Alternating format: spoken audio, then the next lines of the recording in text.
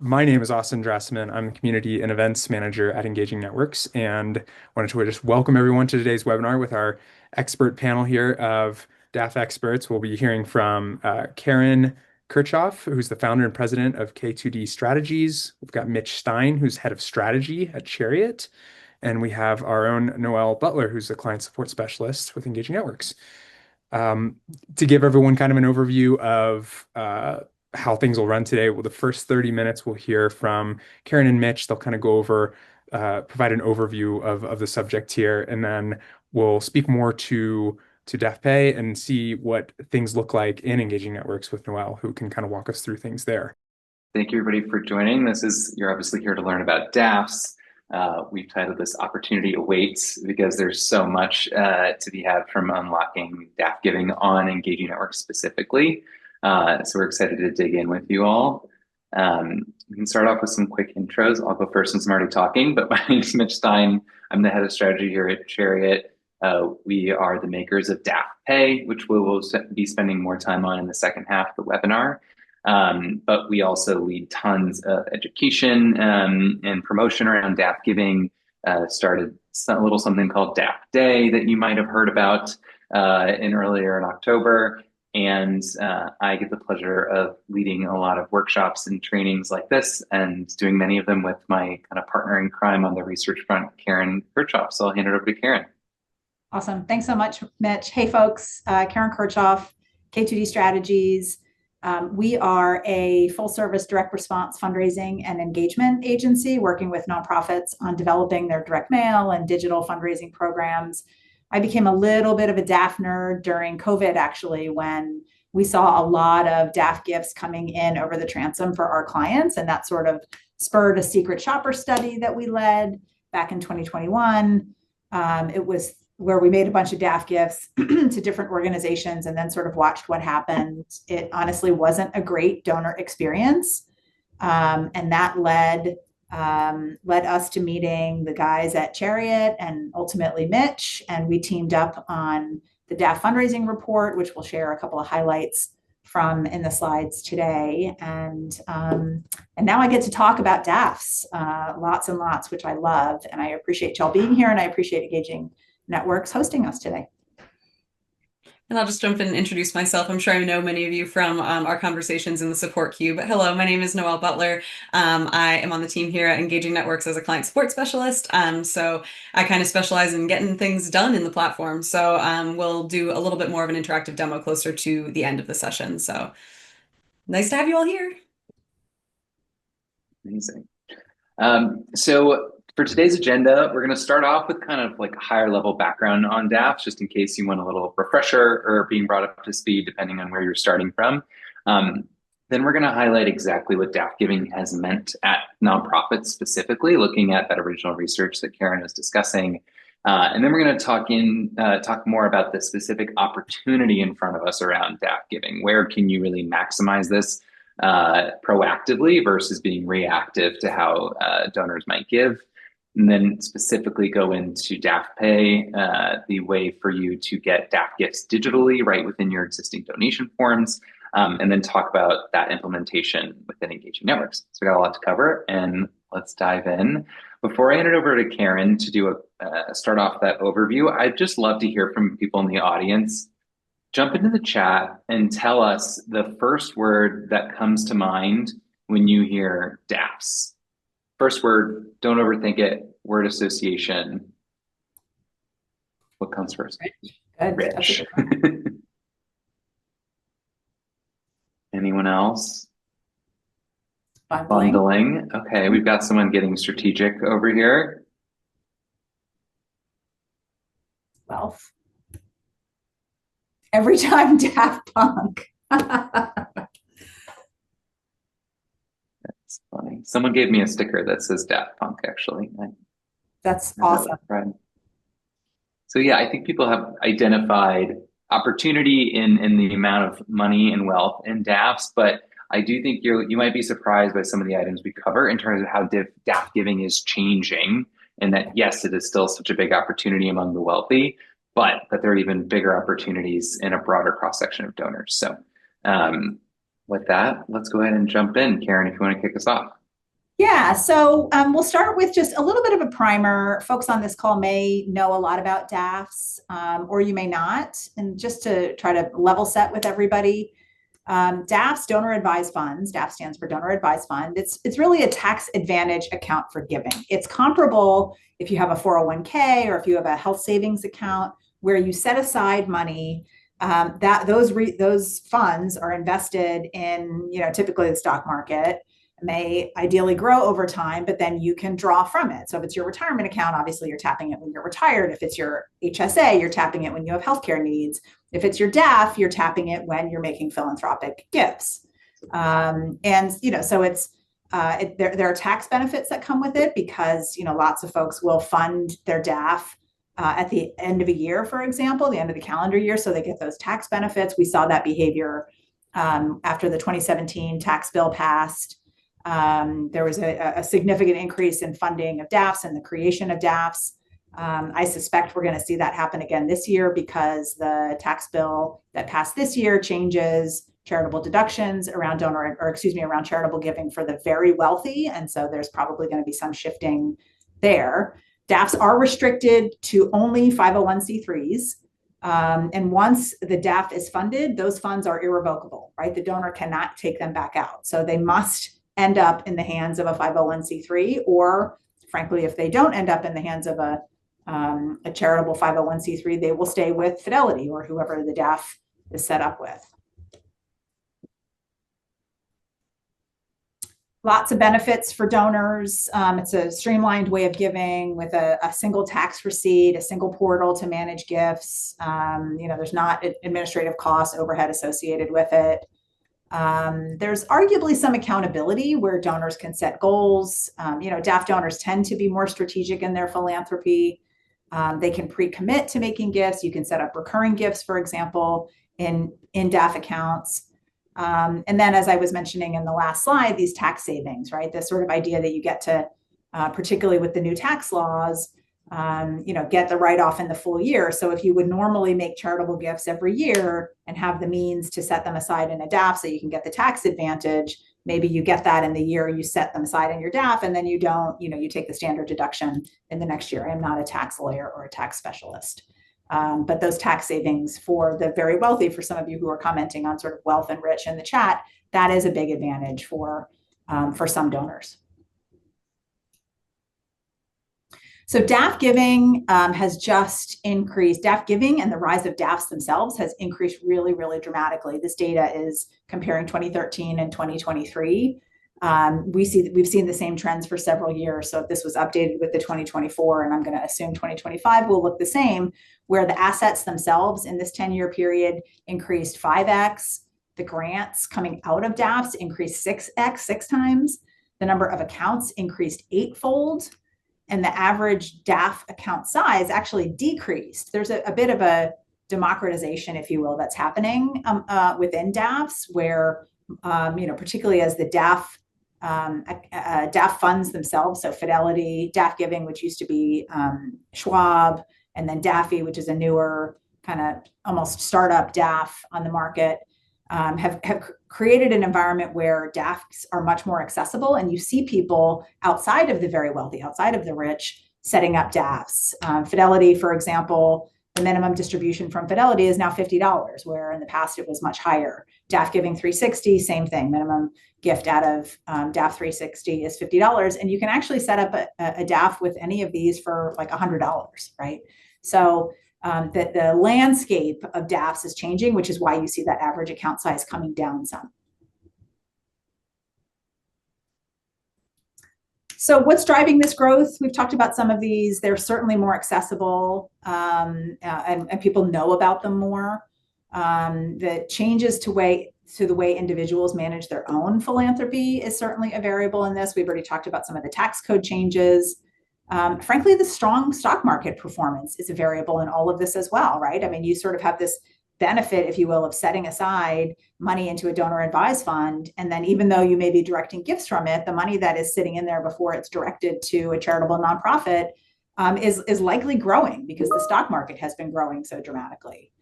And it's become an element of financial planning. for folks who are at that stage in their life and they may be sort of figuring out how they want to, handle their, retirement accounts and so forth, donor advised funds are becoming an element of that financial planning as well.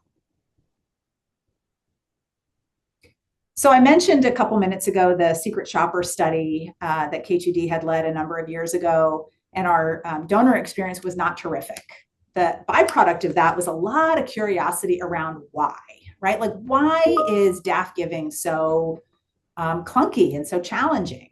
And in conversations with Chariot, what we decided to do was essentially kick off the DAF fundraising report, invite nonprofits to participate with us in this and share their data and do the analysis to understand what's happening on the nonprofit side to give us insight into how data is being managed, how donor behavior changes once DAF giving starts, and then sort of the landscape broadly around trends behind DAF giving. And as we started these conversations, we very quickly understood that there is no other research like this in our space, right? So there's really a gap in terms of information on this front. And our sector is really, really good and very generous about sharing information with each other. This was an area that nobody was sharing. Nobody was gathering this information. None of us really had insight. This year's study was really quite large scale, 100 million transactions and $12 billion in total revenue, with 1.15 billion of that being DAF giving. So a really nice size data set. We looked at, as I mentioned, sort of DAF donor behavior, some of the key trends that are happening on that front. The report itself, which, by the way, if you haven't scanned that QR code, if you haven't read the report, I encourage you to do so. Some really great data in there. So as you're thinking about, for example, setting up DAFpay, if there's any conversations that are happening internally around the value, efficacy of it, et cetera, there's a lot of great data in the report. We're going to go through some of it, but you can take a look at the report yourself there. And I'd be remiss if I didn't give a shout out to the 32 organizations that participated in the study this year. They're down at the bottom of this slide. This report wouldn't exist. The conversation that we're having today in some ways wouldn't be the same had they not been incredibly generous in sharing their data and having conversations with us about what was happening internally with their DAF giving programs. So incredibly grateful for their participation. You can flip it. So one of the big findings from this year's report was that DAFs are playing a really significant role in the sustainability of nonprofits. The folks on this call likely are seeing some of the trends that the larger sector is seeing, right? Where revenue has been in decline or donors have been in decline. Revenue has sort of held largely steady, but sometimes also been in decline because of just the shifting landscape. What we saw in the report this past year was that DAF giving is actually offsetting a lot of those declines otherwise. And you can see that trend here, where from 2021 to 2024, that dark brown or sort of blackish line is DAF revenue growth. So the year over year growth in revenue coming out of DAFs. And then that orange reddish line is the non-DAF revenue growth year over year. So you can see that there was growth in 2021. That's probably some COVID kindness that was happening. But in 2022, 2023, and 2024, at best, we saw flat growth in non-DAF giving. But the DAF revenue continues to grow. And in some cases, the actual dollars are offsetting those losses as well in about 20% of cases. So there is really this argument for leaning into DAF giving and making it easier for donors to give by their DAF, because not only is there, and we'll talk some about some of the other metrics associated with DAF giving, but just the revenue alone is really critical for nonprofits to serve their missions, and having those resources available, whether they're coming from DAFs or not, is huge. And PS, they're coming from DAFs. So this was one of the data points this year that we really dug into that I think is critical and sort of challenges some of the assumptions that I think a lot of us had going into this report about who are DAF donors and what kind of gifts are they making. I know when Mitch asked his poll question at the top of the call, some of the folks chiming in were, like, you're rich, you're very wealthy. And that may or may not be true. But what we saw in this data set was that 69% of DAF gifts are coming in under $1,000. For most of us in the nonprofit space, mid-level giving programs are sort of that 1,000 to 5,000 or 1,000 to 10,000 in that range. And 69% of gifts are coming in under that mid-level range. When you factor that mid-level range in as well, sort of up to that $5,000 mark, 92% of DAF gifts are coming in under 5,000. And so it really, when you think about this notion of the $100 donor, there's a good number of them who are directing $100 gifts from their DAFs or $250 gifts from their DAFs. So it's really a mass market giving vehicle in a lot of ways, which is one of the reasons I'm delighted that we're having this conversation today with Engaging Networks, because the folks who you're messaging through online channels, largely, your programs are rooted in mass market strategies, and making sure that folks know that they can use a DAF is a big opportunity. It's a big step in this direction, and sort of understanding that the current behavior is such that 69% of those DAF gifts are coming in under $1,000. So very much kind of mass market, quote unquote, lower dollar file behavior.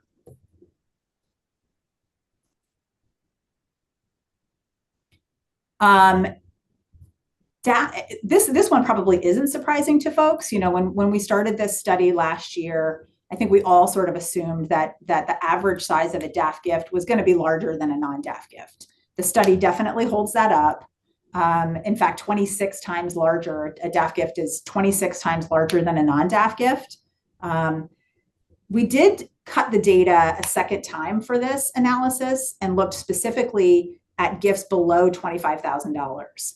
And even when we strip out those really big gifts, we still see DAF gifts 18 times larger than non-DAF gifts. And you can see on this slide, the average DAF gift is $2,500, $3,000, right? Whereas the average non-DAF gift is right around 100. So there's a really dramatic difference in the average size of a gift that somebody is making when they use a DAF versus when they don't use a DAF. This is one of my favorites. Anybody who knows me knows that I love talking about retention. I think it's such an important indicator of file health and really your donors, how likely they are to stay with you and continue investing in your work. I was really surprised at this because given the donor experience, I did not expect for DAF donors to have such significantly higher retention than non-DAF donors. And what we found in the study was that DAF donors have a 13-point higher retention rate than non-DAF donors.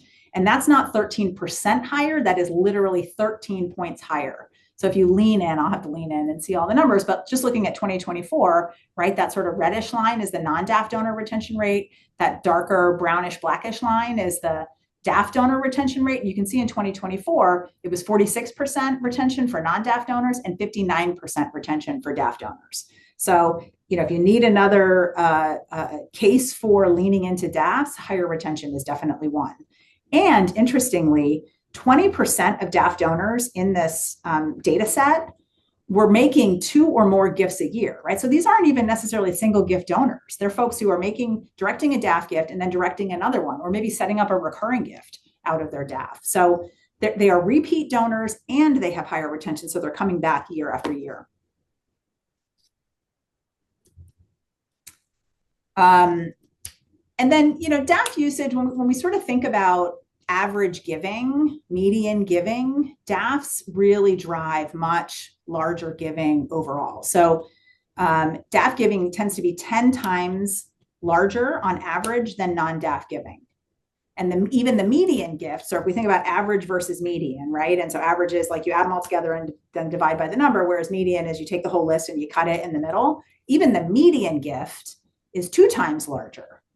And what we found in the study this year, and very, very similar data in last year's study, was that the sort of pre and post, or the difference in non-DAF giving, prior non-DAF giving for pre and post their first DAF gift, the donor value was 2 times higher when somebody converted and started using their DAF. So if a donor historically had given you $100 on their credit card, in the next year, if they made their gift on a DAF, you were typically getting $200. So it was twice as valuable when we look at that conversion behavior from sort of pre and post DAF giving. So a handful of key takeaways, and then I think Mitch has the next handful of slides. DAF growth is accelerating, right? We're seeing increases in DAF giving, both in terms of revenue and in gifts. DAFs are being used at all donor levels. So the, $25, $50, $100 donors, as well as the $5, $10, $25,000 donors. DAF giving is really transformative for organizations. And in many cases is offsetting revenue losses that are coming from other traditional mass market giving channels. And DAF donors tend to be your highest value donors on your file. Awesome. Well, one more thing. Anyone here who wants to be a part of this research next year, we would love to have you. Yeah, benefits. The benefits are terrific. Mitch, I'm happy to run through this real quickly. Thank you. Being a part of this industry-leading initiative is powerful. This year's study was reviewed by every single major DAF provider. We had 100 DAFs actually read the report. And so having your organization's name listed in there is sort of high profile to the DAF providers themselves. You get to understand your own organization's performance relative to the industry benchmarks. We do provide organization-specific reports at the end of the study. And you get some free expert evaluation of your data and your performance. We encourage anybody who's got at least 5 years worth of DAF giving data, so 2021 through 2025, to join. We did a webinar last week talking about how to clean up your data to get it ready. We'll probably be repeating that at some point in the next several weeks. We do recommend an organization have at least $500,000 in revenue and at least $100,000 in DAF giving in 2025. So if you're interested, you can scan that QR code and fill out the form before January 15th. The cutoff for data collection will be the middle of February. Awesome. I was just dropping the link into the chat for folks who don't have their phone handy, but that is the recap of our session and all the info you need to participate next year. So knowing all this information, I think a lot of people who aren't as strategic about DAF giving just think like, okay, great, DAF giving is growing. What do we need to do about it? We'll just get more DAF gifts. That might be the case, right? Like the general trends may be driving an increase in that form of giving, but you're really leaving a lot on the table by not finding ways to be more proactive and strategic. And I think one of the biggest pieces of evidence to that is a stat that Karen was talking about here when we looked at someone's changing behavior, right? They previously did not use their DAF to support this, and then now they change the way they give. That means someone previously gave to you in another way than with their DAF. So often DAF donors start with a simple credit card gift. And then when they change and maybe they feel more invested or they're more motivated to use their DAF, that's where we see that average 10x increase, median change of 2x. So that just sets the stage for like what this opportunity is and why this opportunity exists. It's just the reality that pretty much every DAF donor just still ends up not using their DAF for every donation. So these are references to two other pieces of research not conducted by us. On the left here is from the DAF Research Collaborative, which has done a number of interesting studies in this space. One thing they did was a donor survey of over 2,100 donors where they asked this exact question, like, do you still continue to donate outside of your DAF? And 88% of respondents said, yes, they do. It was like only 95% were even active DAF users. So it's basically everybody continues to give outside their DAF, which if you take a step back and think about it, and if you have a DAF, you certainly appreciate it. That's kind of bizarre behavior because it'd be like going into a store with a gift card for that store and being like, oh, no, let me put this on my credit card. I want to go ahead and pay for it out of pocket. When you already have funds set aside for this specific use case where you got all the tax advantages possible and won't hit your budget or your bill this month. Like everyone should want to take that. But I think the fact that people don't points out that there is friction there that slows people down. And then another piece of evidence from a different survey done by Giving Compass in partnership with the Lilly School of Philanthropy at IU, did another in-depth donor interview of DAF donors and found that 37% of their participants didn't use their DAF for their most recent donation. Not just overall did you not use your DAF, but just on your most recent gift, 37% said no. And what's interesting is that the DAF Research Collaborative did a double click and said, okay, what are the times when you're actually most likely to give outside of your DAF, even though you have a DAF? And there's a lot of commonalities in the reasons that were provided. Things like spontaneity, being connected to an event, or maybe they're in person, things that feel time sensitive or urgent. It's a new organization I haven't supported before. These sound like a lot of consistent themes with probably how you're doing your own fundraising, either direct response fundraising, your digital fundraising, using engaging networks. Like that's the audience that you're trying to reach and get to take action in these exact moments. And that's when DAF holders are most likely to not use their DAF, which just illustrates that opportunity. And then this is just a specific quote from one of the Giving Compass participants. When asked why did you not use your DAF for your most recent gift, and their specific language was that I didn't use my donor advised fund because, frankly, I used my donor advised fund because there are just many more steps with the donor advised funds. And frankly, I often forget that it's there. I so often will have talks like this and people say, well, someone set up a DAF. Don't they just already know it? Like, why do we need to remind them? People forget things. We're human. Help people have a lot going on. Make sure it's top of mind and kind of do your part. And then I just wanted to show a clip of a speaker that we hosted actually a few months ago on a webinar. If anyone doesn't know Jen Risher, she's the co-founder of Half My DAF, like a very prolific philanthropist that has dedicated her giving to this initiative to encourage people to use their DAF more and get their funds out of their DAF account. And this is what she had to say about times people don't use their DAF. Well, I can speak to this because this is me too. So I have a money in a DAF and I really would like to use my DAF, but if I get a solicitation from a nonprofit online and it's like, oh yeah, I want to give here, I will just don't put any hurdles in front of me. Make it very easy. And if it's not easy for me to give from my DAF, which means I have to close out of the email, I have to go to my portal, I have to it's all these steps, I won't do it. I instead will check that box that says $100 when I might have given 1,000 because it's easy. And so it's just interesting that unprompted, that Jen gave the exact same comparison of that 10x increase. Like, this is my budget without my DAF, and this is my budget with my DAF. That's the opportunity to tap into, which is exactly what DAFpay exists for. Again, for anyone who has never used a DAF before, first of all, I highly recommend every fundraiser set up your own DAF account. As Karen was mentioning, it's really simple and streamlined. The requirements are greatly reduced. You can do it at a financial institution like a Fidelity or Schwab, if maybe that's where you already have a relationship. You can use something like Daffy, super easy, mobile-first DAF provider.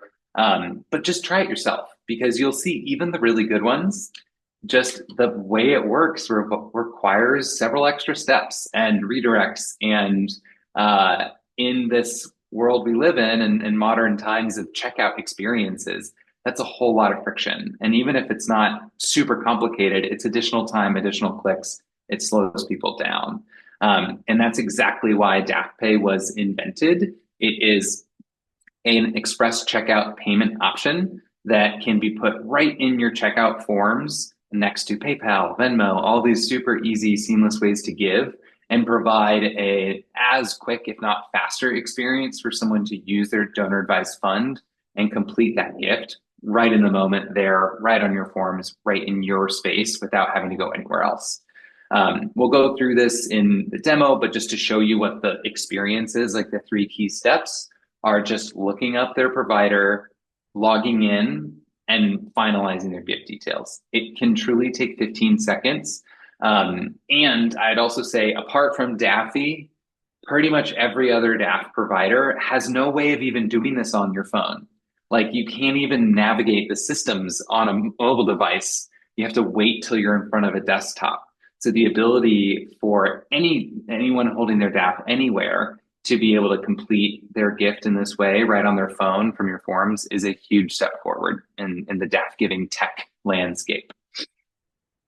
Not to mention what we've seen through DAFpay, the averages are lower than overall DAF gifts, but still over $1,000. That people are comfortable making sizable gifts in a digital way through their DAF. And we also, I mean, many engaging network clients have been seeing 5-figure gifts coming through DAFpay in their, core donation form. So people are comfortable doing this, and they're just really excited how much easier it is than their other ways of submitting these grant requests. There's a lot of folks taking advantage of this. So while it's not hasn't been around forever, it's been very quickly adopted by leading brands that I'm sure all of you are familiar with and probably have donated to at least one organization on this list. More than half of the top 50 DAF recipients in 2024. We've got dozens of platform partners like Engaging Networks. And just in 2025 was named one of Time's best inventions, and Chariot was named one of Fast Company's most innovative companies. So a lot of recognition of how much of an advance this is in the DAF giving space. And just to summarize, you'll see these things in action when you do the demo, but capturing more DAF gifts, that's like number one, right? Your top line impact. How can we get more DAF donors and make sure that those donors are maximizing giving to their full capacity? Also, just making those donors happy that they have this much better experience that can happen in their typical flow. You, as the fundraiser, you know about that gift instantly. You get that donor's name and email instantly. You can start thanking them, engaging with them. Whereas when they make their DAF gift through their portal, you have no idea that that just happened. You are just waiting until it arrives. And if that DAF provider sends checks in the mail, that could be weeks until you even know. And then you almost never get an email address. So then you're also responding through the mail to try to thank that donor. So that stewardship loop is really poor. And your ability to kind of strategically manage your DAF giving is really weakened as well. So before I hand it over to Noelle to just talk about this in more detail and kind of like in action on the platform, just wanted to highlight that we have been longstanding partners with Engaging Networks. I think we're coming up on 2 years, Austin. Like, it's one of our earliest partners, and we're really, really proud to work with them and so many great clients. Just wanted to highlight a couple really great implementations here from Oceana, from Rainforest Action Network, the Nature Conservancy, National Wildlife Federation, Southern Poverty Law Center, American University have all had really exciting success as well. And just want to highlight some of the most commonly asked questions I get too are, the benefit here is there's no upfront costs. Noelle will walk through the steps, but you don't need a new contract with Chariot. There's no additional subscription. It is truly plug and play. It also works best in these examples I've shown here as an express checkout option, along with that Apple Pay, Google Pay, et cetera. So it's easiest for people to check out there, and you're able to incorporate it in the same flow where donors can cover fees. So really a compelling package here that Engaging Networks has put together. But with that, I'll stop sharing and hand it over to Noelle. Thank you so much. Let me go ahead and share my screen here. All right. Is everybody able to see Engaging Networks? Yep. Yes, perfect. Okay. So yeah, I'm just going to walk you through basically how easy it is to get started with Chariot right away through Engaging Networks. Here we are landing on the front page of EN, and then where you're going to set this up first as a gateway. That's the first step. Get it set up in your account before you actually add it to any pages. You're going to navigate from the Hello menu at the top of your screen down to Account Settings. From here, you'll click on the Gateways selection, and this is where the rest of your gateways that you use, whether it's Stripe or IATS, PayPal, things like that, that's where this lives. So you're going to set it up just like you would any other payment gateway. So you'll click New Payment Gateway, and then you'll select from the select option here, Chariot. That's the option here. You give it a reference name, so you could do something like, Chariot Gateway or Chariot Test Gateway, for example. And then you'll put in your EIN here. So in this example, let's put just like a fake one there. And then you can go ahead, if you're hoping to use this as a test gateway, you can go ahead and tick this test mode box. And what that will allow you to do is test the flow with just test credentials that Chariot provides, rather than needing to put through an actual live gift to see how the flow works. When you're ready to add your live Chariot gateway, you'll just come in here, create a new gateway, and leave this box unticked. You probably will want to have a test gateway and a live gateway set up. That's typically how we recommend people do it, so that you have access to a test one at all times. So then once that's set up here, you can go ahead and add it to some of your pages. It adds very similarly to digital wallets, like in like for PayPal One Touch or for Stripe, Apple Pay, and Google Pay. So you'll go to the admin settings of your page, and under the donation settings tab here, you'll have, I have this one set up so that I could show you, but when you come to it from scratch, you'll see it's not selected. So I've got my main IATS gateway on this page, and then you'll click, I would like to add another merchant account or add support for digital wallets. And then you'll choose which one you want to add. So in this case, I want to add Chariot. And then in this case, let's add my test Chariot gateway that I added yesterday. This autofills, so you don't have to change anything about this here. And this symbol just basically means that it functions similar to a digital wallet in other cases. So once you have that gateway assigned, you can go into your page, and the final step that you'll need to take before it's ready to test and to use is basically enabling the digital wallet button on your form. So in this example, I'm going to put the digital wallet button down with the donate button, as I've seen a lot of other clients do it. When you come here from scratch, this won't be checked, but you'll just need to click enable it. It'll tell you which digital wallets are available to enable. And it mentions here that I have Chariot enabled, so I'll click save there. And then from there, it's pretty much ready to go. So I can show you what that actual flow looks like that Mitch had referenced earlier. Are you able to see the live donation page? Yeah, perfect. So yeah, let's go ahead and take a peek at what this looks like. So let's say that I would like to give a $100 gift with my DAF. I'll fill out my information like this. And then come down here. I can skip putting in the card number and details because I'm going to choose to pay with this digital wallet button instead. So I'll click that button, and then this great pop-up comes up. I am using a test gateway, so I have access to the Chariot test gateway credentials, which in this case, it should be good user and then password 123. Let's make sure I've got that typed correctly. Click next, and then it comes up right here. So either I can choose to stay with my amount that I've already decided or increase the amount from here. It's got my information. You can check your balance really easily as well. It kind of connects and shows you that, as Mitch showed in his screenshots as well. And then you'll just click donate, and you'll see I'll get brought to the thank you page. I'll get my autoresponder as normal.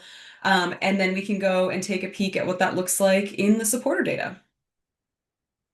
So let's go over. I think I just used my regular Ian email address. And you'll probably see a bunch of data on here because I'm using this record to test stuff all the time. So yeah, here's this transaction that just came through today. So I've got the name of my page here. It shows the payment type is DAF. In this case, it was a test gateway, so it has that test value prepended to it. And you can see that it's pending. So all DAF transactions come through with an initial status of pending, basically just indicating that they have been submitted. You can see the amount and the donation details. Then once you get notification that that gift has actually gone through as successful, what you can do is you can go to the single donations gadget on the supporter record and actually update that status from pending to success or pending to reject if that's how it turns out as well. So a little bit of manual intervention there. Go ahead and click that checkbox when you're ready. It kind of gives you a warning. It's going to permanently update the status to success. Click OK. And then once that's done, if I refresh the supporter record here, I should see it'll create this update transaction, basically referencing that I've updated this gift from pending to success. And we can see the newly updated status there.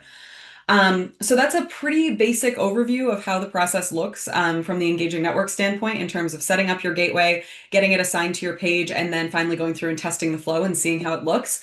I will just flag that we have this great article on our support center that's called DAFpay by Chariot, Donor Advised Fund Integration. And it's got basically everything I just covered here in a nice, easy to read format. So you can see and review everything that I've shared here. And we'd be happy to share this as maybe Austin can throw that in the chat so folks can access it. But hopefully this was helpful. Let me just make sure I haven't missed anything in the chat. Perfect. Okay, looks like I think we're okay. So I'll throw it back to Mitch if you want to close us out here. Yeah, for sure. And I think some questions have come up about claiming your Chariot account. So it's not necessary for DAFpay to be able to be live, but I think it's definitely best practice for you all because that way you'll get the gifts most directly. When the account isn't claimed, we have to do extra review of those requests, so it can take additional time. So we just recommend that you do get that account set up with Chariot as well at some point. But otherwise, can follow all the steps that Noelle was walking through and be ready to rumble. Before, as folks are thinking about questions or have them to drop in to the chat or into the Q&A, I was just going to share some recap, kind of like strategic advice. 1 second. Mitch, while you're pulling that up, I'll share that somebody put a question in the Q&A about setting up recurring gifts and whether that was possible within the DAF providers, and the answer is yes. All the major DAF providers and most of the community foundations that I'm aware of have the ability for the DAF holder to set up a recurring gift from the DAF. And just speaking to kind of the flip side of that, there was another question in the Q&A asking if recurring gifts are supported in Engaging Networks with Chariot currently, and the answer is no. So only single gifts through the Chariot DAFpay are supported in Engaging Networks currently. So just as you're thinking about DAF fundraising, how do we get more? Certainly enhancing that donor experience and your tech capabilities around it is a good piece and a good step forward. But, like any technology, it only gets you so far without, taking other strategic steps. I think the number one thing that we've heard across the board from our most successful customers and what they attribute their success to is internal education. So making sure that everyone on the team is aware that this, first of all, aware that this exists.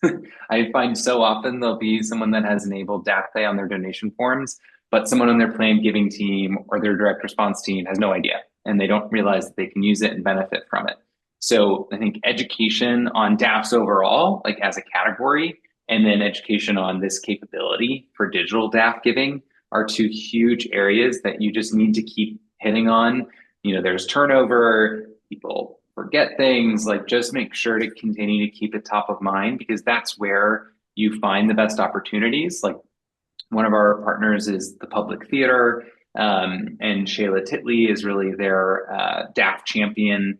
And she sits within patron services, which is kind of like mass market fundraising basically. But she overheard someone talking about a capital campaign mailer and was like, hey, can I take a look at that? And noticed that they didn't mention anything about DAFs. They didn't link to their new DAF giving option that they had. And so she worked with the team to incorporate that. And then DAFs ended up making 25% of their capital campaign contributions from that mailer. And about half of those came through their online giving payment method with DAFpay. So it's those kind of like cross collaboration opportunities where you're going to unlock the most interesting things. And I think the professional development, that's kind of the same part of it. And once you have everybody's like attention turned towards this, everyone will be thinking about auditing or evaluating existing assets, communications, emails, mail, your website through that lens, which is really helpful. Another piece related to our report with K2D that what we found is that everybody needs help on the DAF data front. So if you feel like that is a big issue for your organization, you are not alone. We've had to do a ton of work with participants in the DAF fundraising report to get their data to a place where it's able to be analyzed and compared to others, because how are you going to know the success from making more of these strategic decisions without being able to look at the data easily and analyze it? So we have been able to produce so many resources on this topic, so just take advantage of it. We found that participating in the study is just a great catalyst and impetus and deadline to get people's attention and focus on it. So highly recommend it. And then as you're thinking about the end of year and next year, just like make this a part of your calendar. You always got DAF Day that'll be in the first part of October, and just start to make DAFs like a real core part of your calendar in the year.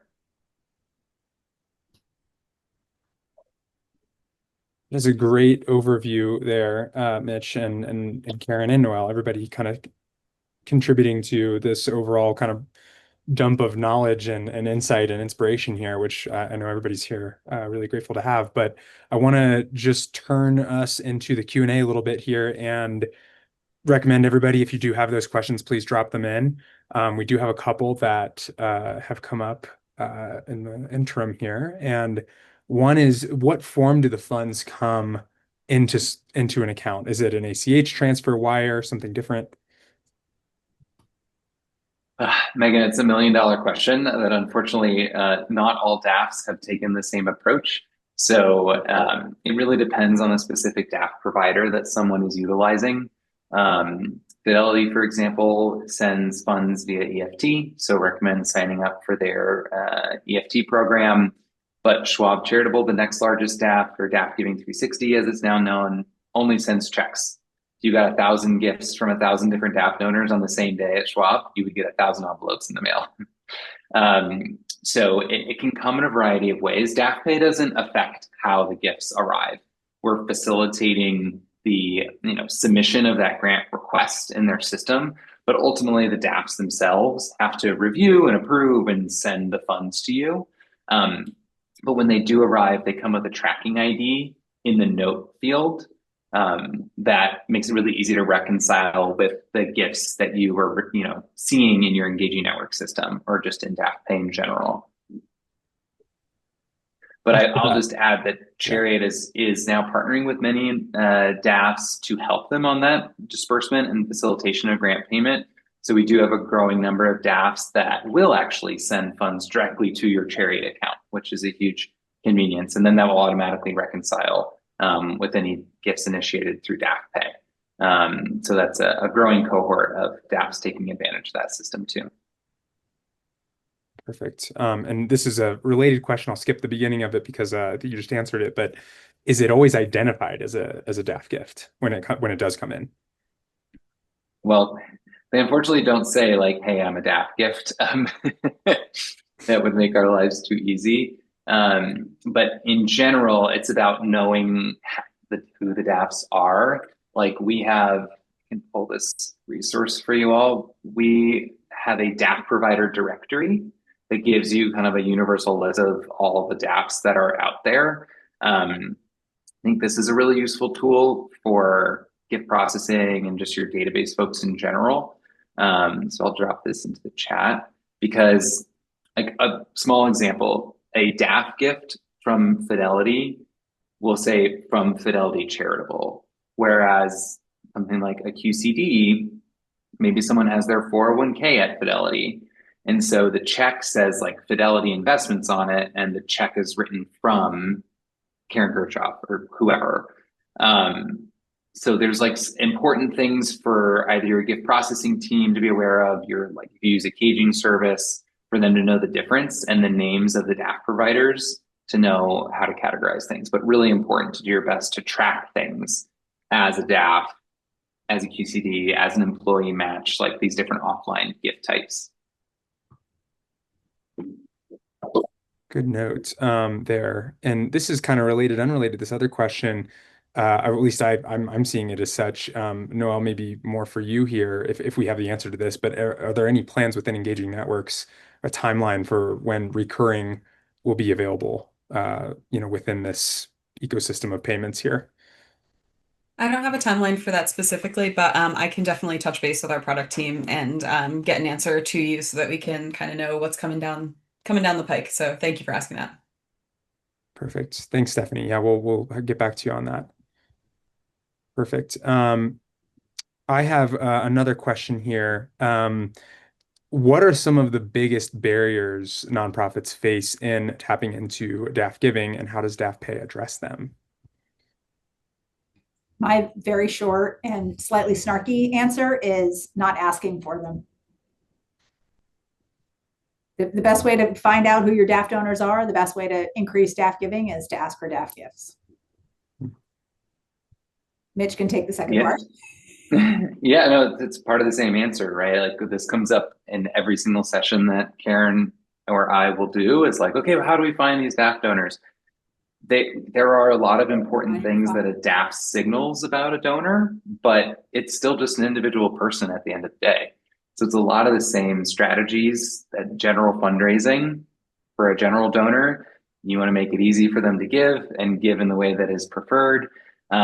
So I think integrating a payment option with their DAF for their donor advised fund is doing just that. You're making it easier, meeting them where they are. You're giving them an intuitive way to tell you that they have a donor advised fund.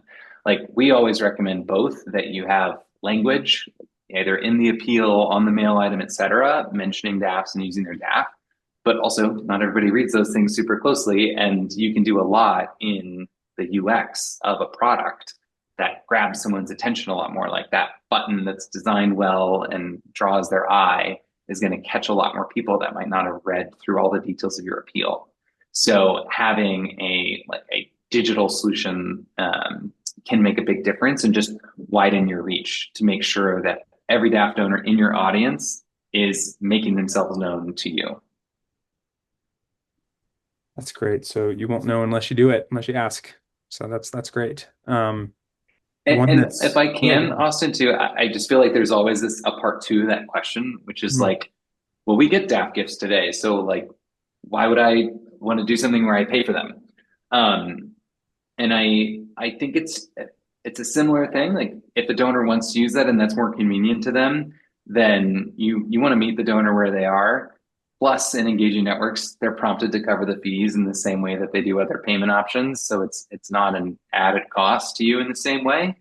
And the last piece I'll just add is every time we've analyzed this on a per client basis, the vast majority of DAFpay users are first-time DAF donors, right? You're catching the people that we're going to give through a credit card.